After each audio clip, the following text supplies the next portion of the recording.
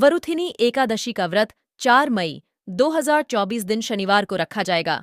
हिंदू पंचांग के अनुसार 3 मई 2024 दिन शुक्रवार रात्रि 11:24 पर वैशाख माह के कृष्ण पक्ष के एकादशी तिथि की शुरुआत होगी।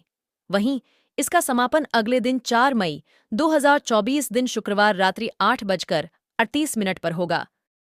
एकादशी तिथि सृष्टि के पालनहार भगवान श्री हरि विष्णु को समर्पित है।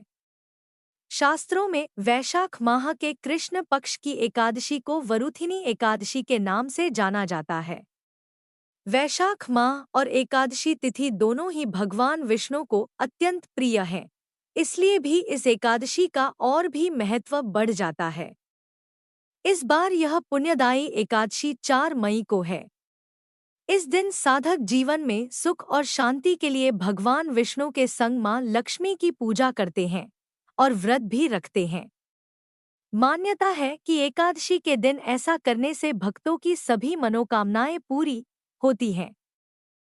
वरुथिनी एकादशी व्रत का महत्व। पद्म पुराण के अनुसार वरुथिनी एकादशी का व्रत करने से मनुष्य सब पापों से मुक्त होकर विष्णुलोक में प्रतिष्ठित होता है।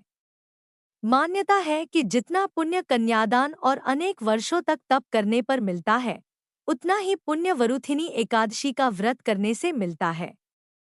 मनुष्य वरुथिनी एकादशी का व्रत करके साधक विद्यादान का फल भी प्राप्त कर लेता है। यह एकादशी सौभाग्य देने वाली, सब पापों को नष्ट करने वाली तथा अंत में मोक्ष देने वाली है एवं दरिद्रता का नाश करने वाली और कष्टों से मुक्ति दिलाने वाली। पूजा विधि।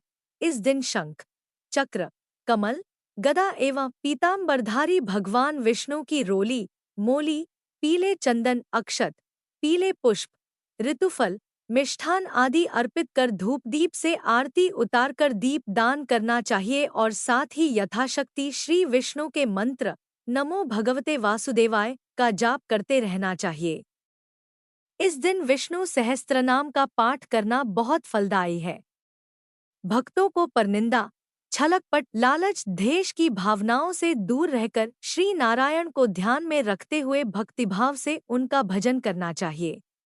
द्वादशी के दिन ब्राह्मणों को भोजन करवाने के बाद स्वयं भोजन करें। वरुथिनी एकादशी व्रत कथा।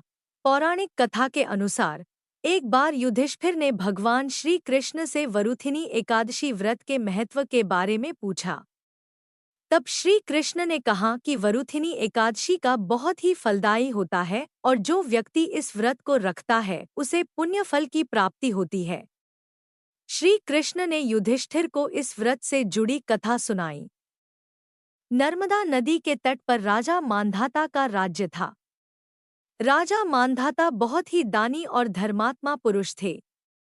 एक बार जब वह जंगल में तपस्या कर रहे थे तो वहां एक भालू आ गया और उनका पैर चबाने लगा।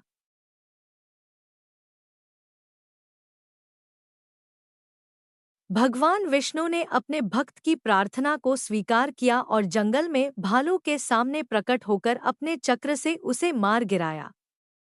भालू तो मर गया, लेकिन भालू के हमले की वजह से राजा मांधाता अपाहिज हो गए।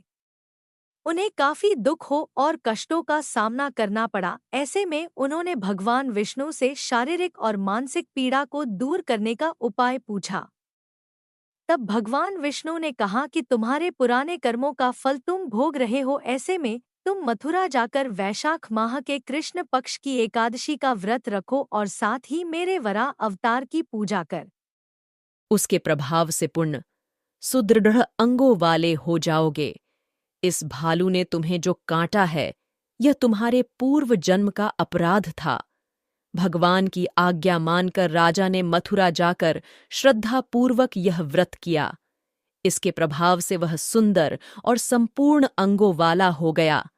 जिस तरह से वरुथिनी एकादशी व्रत के प्रभाव से राजा मधांता को कष्टों से मुक्ति प्राप्त हुई, उसी प्रकार से यह व्रत भक्तों को कष्टों से मुक्ति दिलाने वाला और मोक्ष प्रदान करने वाला है।